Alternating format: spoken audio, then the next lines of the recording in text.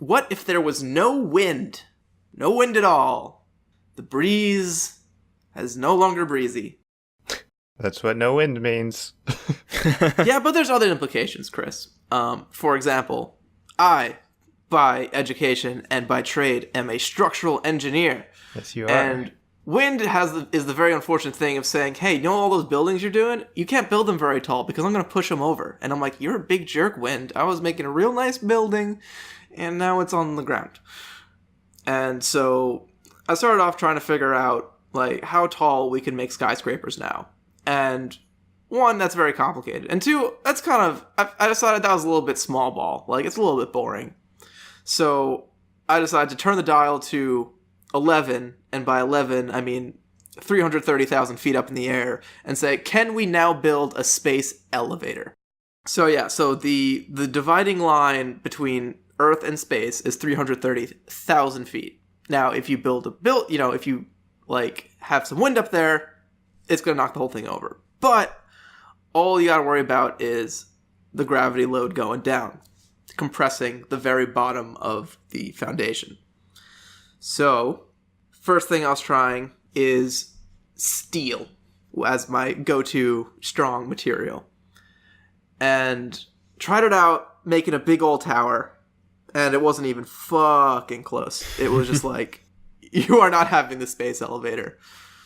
And I was like, well, maybe that's not the best shape if you want to go all the way to space. So I was like, hey, let's try this.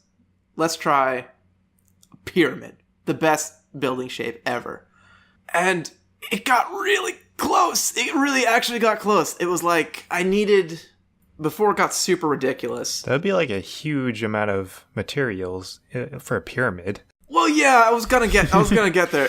We would need to use like all the steel in existence. Yeah. But even then, the way the pyramid works and the way the weight versus the size of the pyramid works, you can't actually make it big enough to support itself if it's made completely out of steel. Okay. And you're about 7% off. So if steel was 7% stronger, given that you use like the highest tempered steel possible, which is actually good, like 8 to 10 times stronger than regular steel, which was pretty cool. But even with that, you can't quite get there. And I was like, damn it, I really want my fucking space elevator. So steel is too heavy, and so I need to use a light but strong material. And one that might come to mind is carbon fibers. And throwing out the carbon fibers, as a point of comparison, carbon fibers, we can start with steel. Steel has a strength of 2,400 megapascals, or it can support 348,000 pounds per square inch before it crushes. And it weighs about 500 pounds per cubic foot. Now, carbon fiber is actually a bit less. Instead of 2,400, it's 1,600 megapascals. But it only weighs 87 pounds a cubic foot as opposed to 500. So much lighter for its strength. And now I ran the numbers again of how my pyramid's going to do going all the way up. And weirdly, actually just a straight column of carbon fiber, if you say the top is like 3 foot wide, like probably the very minimum you need for a person elevator going up there, a 3-foot base technically works. That works. That was easy. Wow. Well, we're done here. Well, not it. So, obviously, yeah. So I'm like, well, that seems a little fishy. So while I can ignore all the wind effects, columns still can buckle. So for those of you who are not in the structural engineering field, buckling is if you ever have, like, say, a straw and you push on the top and, like, it holds for a second and then suddenly bends and goes sideways. That is what they call buckling. This is different than getting pushed over sideways. It's actually kind of cool. It's basically saying, hey, if you push us down this much, we could be in this straight shape, or for the same amount of energy, we could be in this bendy shape.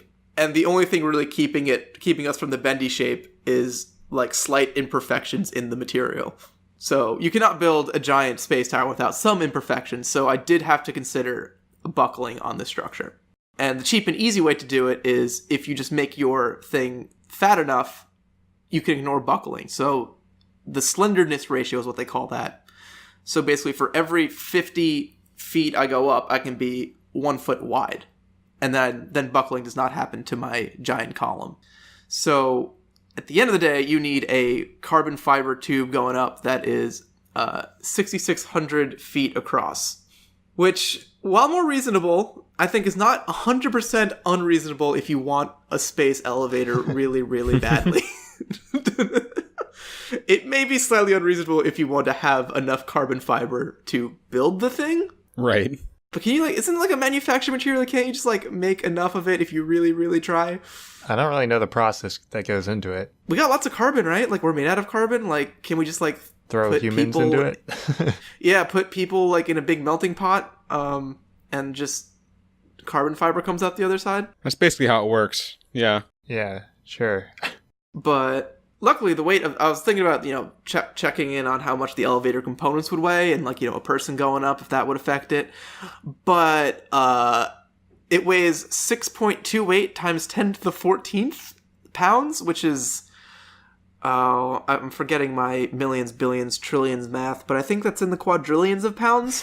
So I think the, 100-pound elevator and 150-pound person going up in it are not going to put a little dent on that number. I'm just curious, because you only mentioned one weight for the material, but did you account for, the distance from the Earth?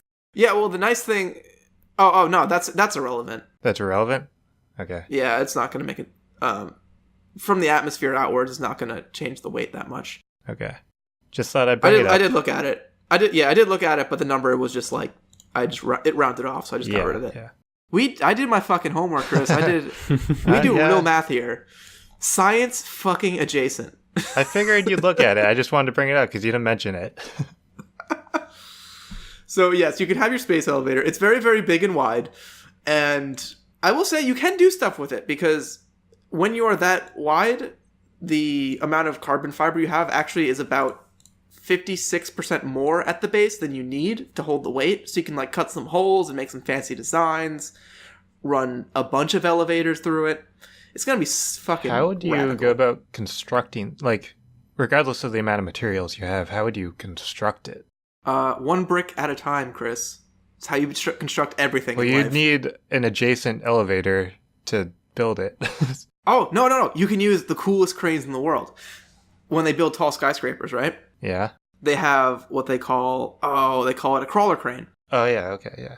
And what it does is it connects to, say, it has spider legs almost, and it'll connect to the second floor and pull itself up to build the third floor. And then it'll connect to the third floor and pull itself up to build the fourth floor. So it needs to support the carbon fiber and the crane.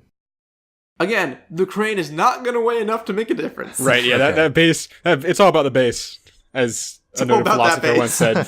That's what the song means. Yeah, they're talking about space elevators, actually.